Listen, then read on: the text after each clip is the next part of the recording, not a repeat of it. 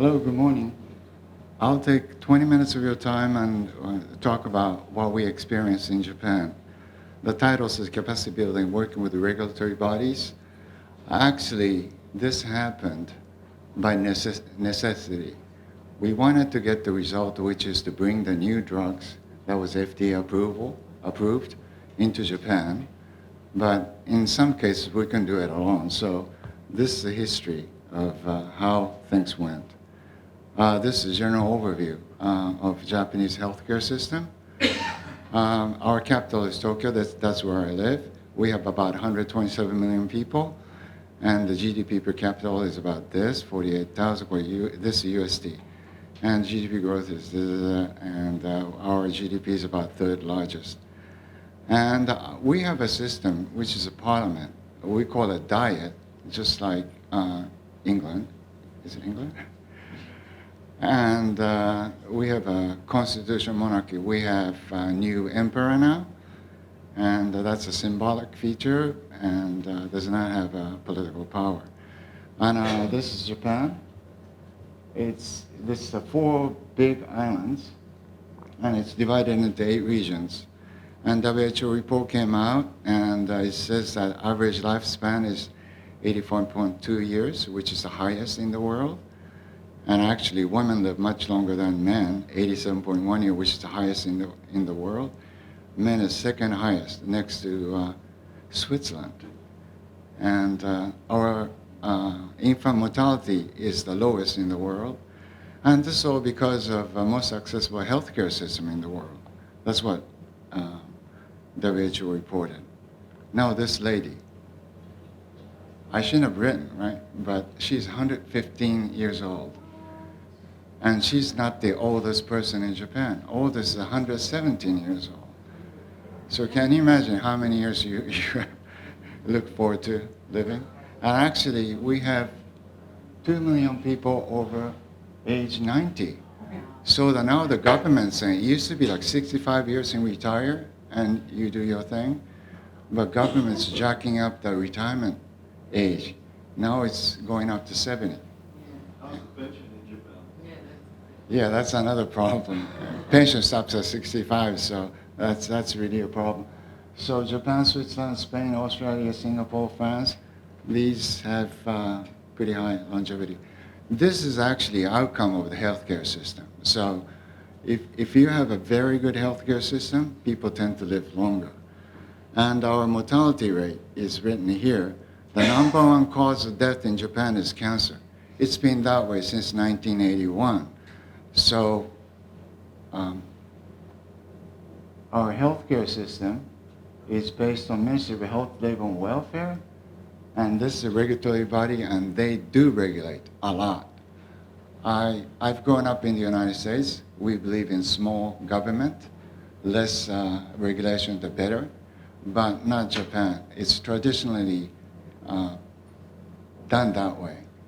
In the old days, we called the government heaven or okami, something way up there. So we listen to what government says. So medical fees decided by the government as well as the drug price, unlike the United States. So all these things are controlled. And we have a co-payment method to curtail the demand for healthcare, and which is 20%.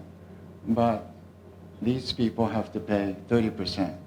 And under 3 is 20%, over 74 is 10 to 20%. And I talk about the rare cancer health policy. Actually, in 2006, the Cancer Control Act was enacted. That changed the whole thing. But before that, all these patients, they're vocal people. And this is the doctor, and this is the media person. And they hit the media with a demand that the government should do something for the cancer patients. And as a result of that, the Cancer Control Act was put forward to the diet. But it did not go through because of the political control issues. So this Senator Yamamoto, came out and disclosed to the members there that he has an incurable lung disease, lung cancer. And he pleaded everybody to vote for this Cancer Control Act. Then everybody said yes. So now the new tradition was born in Japan. That when an act related to cancer comes forward, all senators and congressmen will say yes, no exceptions. So we're taking that to our advantage later on. So this is a program. Basically, it says I do a training program to create oncologists and early detection, prevention, and information provision, and cancer research. This is pretty basic, but because we learned from overseas like UK, Europe, and the United States. And the biggest change was this. Cancer Control Act created 400 plus cancer care hospitals. Before this 2006, in Tokyo, there are only 2 hospitals with the cancer written on their name. And can you imagine 100 million people trying to get into those hospitals? It was really a terrible thing. And our goal as an organization is to provide new drugs to cancer patients as soon as possible. And this happened in 2010. This is a San Francisco resident. She's Japanese. And she started to write about this Captain, which is a standard therapy. But she was going to Stanford University. I was getting this. And she was writing on this blog that treatment saved her life. And this person went to Basel, and that person also, to receive the PRT. And she hit the media, and immediately people started to notice that there's a life-saving treatment available overseas. So, wealthy people started to go over there. And this, how much they have to pay. Basically, it costs about 60,000 US. But if this was approved, suppose the price is the same, they pay 30% copay, so it's much less. And that's what we are striving for. So basically, we have a problem because none of the cancer drugs are internally generated. Japanese pharmaceutical companies are traditionally not willing to invest and create cancer drugs until recently. So we learned from other patient groups that we should collect signatures and then bring it to the Ministry of Health, Labor, and Welfare and hand deliver it and plead for faster drug approval. So that's what we did. In 2013, we assembled 31,000 signatures and in a box handed to the ministry. And as a result, things started to change. My sister could not use this L-Notivin, which was FDA approved in 2006. It took almost 6 years for that to be approved. But after we petitioned, things started to move faster. 3 years, 2 years. But look at this PNET drug situation. Streptozotocin was approved in the United States in 1982. It was approved in Japan at the time of our petition. It took 33 years. SSRC is, scintigraphy, Octera scan, 21 years. 10, 12. So these things took a very long time. But after petition, everolimus and sunitinib, they start to go faster and faster. So the petition in 2013 is our second petition, by the way. So after that, we created another signature drive and handed to the ministry. And we requested the radioisotope therapy, which is PRT. And it's good to have media on your side. So every time we do a petition, we make sure that we do a press conference at the ministry and send the email to our known associates of reporters to that press release, and so they could write about it. And also, it's good to have a senator or congressman on your side. They could ask questions in the general session. So they did a question for us and then asked the Prime Minister to answer this. So Prime Minister, of course, he said something nice. So he said that government is willing to create PRT therapy for Japanese patients. So that hit the newspaper, and by the patient's request, the government approved the development of new therapy for new NET patients. So media is a good friend. So, but it's 2019. We still have all these things not approved. This is under a clinical trial, phase 3 still, and cavesibine temozolomide, this hit the wall. The reason is these are not new drugs. So you talked about drug repositioning.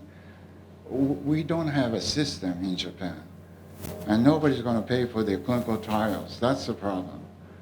If it's a new drug, of course, pharmaceutical companies bring it to Japan and do everything, but not these old drug combinations.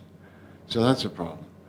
So then in 2016, we had another golden opportunity. It's 10 years from the enactment of Cancer Control Act. So the government said they're going to revise it. So now that gave us an idea that we should work on lobbying. So we did.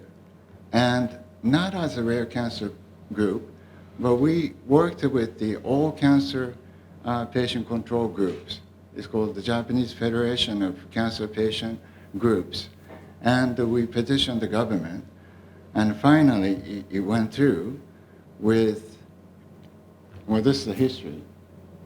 You could see that no rare cancer measures, nothing was done. And they created a committee which gave us a report. But this changed everything. Now, the new revised Cancer Control Act had two things. They do measures for rare cancer patients as well as deadly cancer patients.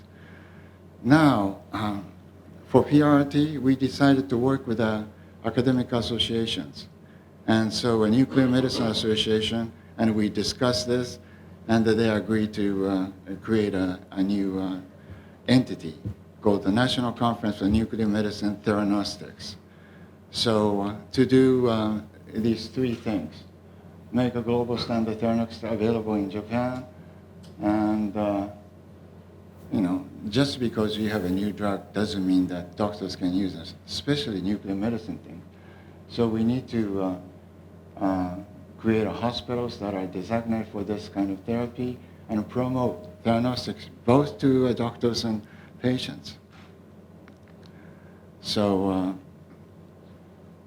through this, we did lots of petitions. And patients' representatives are white. This the government officials, and green is the doctors. So we work together now, and this is working. And these doctors are not typical NET specialists or pancreatic cancer specialists. They're very, very different. But we have the same goal, so we work together. So this is another conference right after that. So, and these are some of the pictures that we're giving petition to. This person's Ministry of Health, Labor, Welfare approval section, and we asked for a gene profiling test to be done for rare cancer patients all across the board, as well as the deadly cancer patients. And can you imagine? The government said yes to rare cancer patients. So now Japanese rare cancer patients, including NET patients, can receive gene profiling tests, but not deadly cancer patients. You know why? Number. Government said if it's a rare case, they'll approve it and they'll pay for it. But if it's a major cancer, it's a different issue. So this is a tissue agnostic they approved new therapy. And we work with all these senators and congressmen for a good reason. If we go to Ministry of Health and Welfare, I guess it's the same way in your country too. Just directly with a government official, they look up you from the heaven, you down there. Huh? You say, oh, can you do this for us? They say, what do you mean? Type thing. But if you with a senator or congressman, the representative, voting, they are different. They look to the ministry from top. So they will listen to you. That's why we work with all these senators and congressmen. Now this is a new challenge. This pancreatic cancer. And these are the gene profiles, what kind of drugs are available for these gene mutations. And this is a chart. It was published in the ASCO GI this year in January. And it shows that if you have a particular gene profile, if you're given the right kind of drug, matched drug, you have a better outcome. And as a result of this report, NCCN guidelines in the United States reflect that. If you have metastatic pancreatic cancer, you should receive all these 3 tests. So now we have a cause to push the government. Now, Rare Cancer Japan is a new organization I created. The reason, these are the new members of that organization, because the National Cancer Center created Master Key Project, which is for rare cancers, research project. If you sign up, they'll take the genes from you, tissue from you, and they do genetic profiling. If you have a mutation that's druggable, actionable, then they'll do a clinical trial for you. So I thought we should create a rare cancer group to work with the National Cancer Center. We also did unmet needs control, unmet needs survey, and there are a lot of things that we checked, but this was really interesting. 10% of patients who responded said that they participated in clinical trials. And the national average for participation is much less than 4%. 4% is the US average. But 10% kind of like open our eyes. And 60% of patients said they will participate if there's a clinical trial that they can participate. And this was really great. But you know what, in Japan, the situation is really miserable. US number of clinical trials, Europe number of clinical trials. This is East Asia, China, Japan, Korea, Taiwan. Of all these 4 countries in East Asia, Japan is the lowest. Of course, China has a lot more population than we do, but this is really a pathetic figure. And I compared the US, UK, and Japan. UK has half the population of Japan. So you imagine that, UK is maybe half the number of clinical trials that they're doing. Wrong. They're doing 3 to 4 times more clinical trials in UK. So we went to learn from UK what's the secret. Then this was in Belgium, actually. They're doing this kind of thing. Multi-stakeholder pediatric oncology platform. And patients, of course, they're EMA, FDA, they're all there to try to create new drugs for pediatric patients. And so I told you about the Rare Cancers Japan was formed, and now we signed a contract with the National Cancer Center to promote the Master Key Project, to push that forward. And this is a Master Key Project. And basically, it's a rare cancers registry plus a clinical trial. So this, okay. All right, good. This is our strategy. Work with all these different partners to solve whatever the issue you have. You have to work with somebody, and it may not be the same person, but that's going to work. And this is ESMO in 2017, Rare Cancers Europe. They gave us a lot of support. And the last year we worked with ESMO and JASCO and the 3 other organizations to create the Rare Cancers Joint International Symposium. We're doing that this year again also. And we work with the pharma, Japan, about the HTA health technology assessment. And HG, this is a health, global institution that does health issues. And we are all against HTA, basically. And in Japan, HTA is going to be used for price adjustment only, so why do it? Okay, so this is the conclusion. There are so many partners you could work together with. It could be the all cancer patient group, or it could be rare cancer patient group. And depending on the issue, you could work together and push the government hard.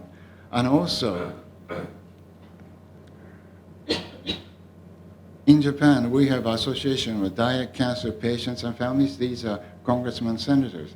So you may work with them to push agenda forward, also academic associations and regulatory agencies and media and reporters. These are your partners, so work to solve your issues. Oh, lastly, cork break.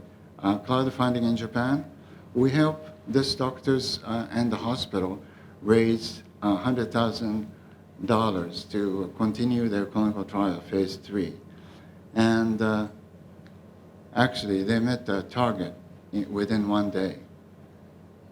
Within 6 hours, they raised half the target amount.